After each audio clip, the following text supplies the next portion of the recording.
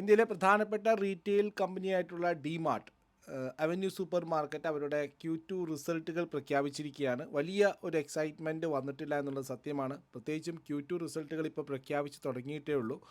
അപ്പോൾ ഈ ഒരു ക്വാർട്ടറിലും വലിയൊരു മാറ്റം, അതായത് ഇപ്പോൾ GST കട്ടും കാര്യങ്ങളൊക്കെ വന്നിട്ടേ ഉള്ളൂ.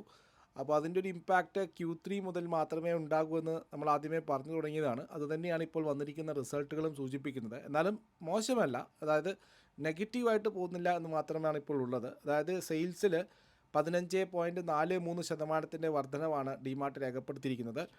16,218 കോടി രൂപയുടെ സെയിൽസാണ് ഡിമാർട്ട് രേഖപ്പെടുത്തിയത്. അതുപോലെ തന്നെ ഇബിറ്റ മാർജിൻ 7.3%. കഴിഞ്ഞ പ്രാവശ്യം അത് 7.6% ഉണ്ടായിരുന്നു. ഇബിറ്റ മാർജിൻ 7.3%ആയിട്ട് കുറഞ്ഞിട്ടുണ്ട്.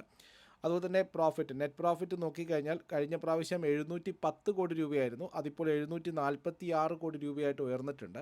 അവിടെ 5.09% വർധനവ് നെറ്റ് പ്രോഫിറ്റിൽ രേഖപ്പെടുത്തിയതായിട്ട് കാണുന്നു. അതുപോലെ തന്നെ 6 മാസത്തെ പ്രഖ്യാപനം, അതായത് സെപ്റ്റംബർ 30 വരെ നോക്കുകയാണെങ്കിൽ 6 മാസം നമ്മൾ ഈ വർഷം തുടങ്ങിയിട്ട് കഴിഞ്ഞു, ഈ ഒരു സാമ്പത്തിക വർഷം തുടങ്ങിയിട്ട്.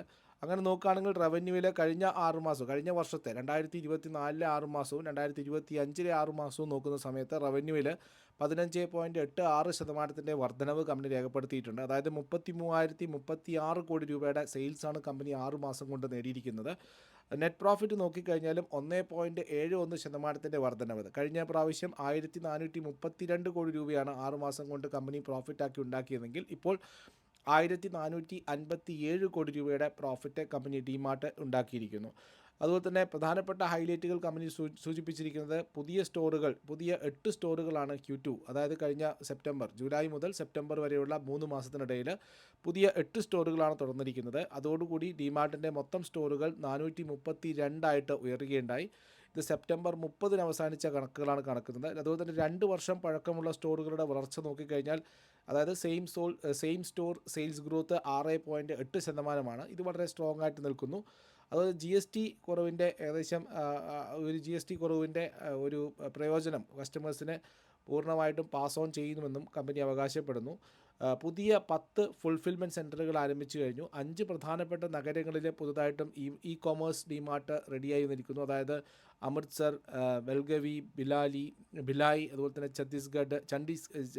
ചണ്ഡീഗഡ്, അതുപോലെ തന്നെ ഗാസിയാബാദ്, ഇത്രയും നഗരങ്ങളിൽ പുതിയതായിട്ടുള്ള ഇ-കൊമേഴ്സ് പ്രവർത്തനം ആരംഭിച്ചു കഴിഞ്ഞു. ഇപ്പോൾ 19 സിറ്റികളിൽ ഡിമാർട്ടിൻ്റെ ഇ-കൊമേഴ്സ് പ്രാബല്യത്തിലുണ്ടെന്നാണ് കമ്പനി പറയുന്നത്. സോ കമ്പനി വളരെ പോസിറ്റീവായിട്ടാണ് ഈ റിസൾട്ട് പ്രഖ്യാപിച്ചിരിക്കുന്നത്. സോ കൂടുതലും പുതിയ നഗരങ്ങളിൽ സാന്നിധ്യം കൊണ്ടുവരിക എന്നുള്ളതാണ് കമ്പനിയുടെ പ്രധാനപ്പെട്ട ലക്ഷ്യമെന്ന്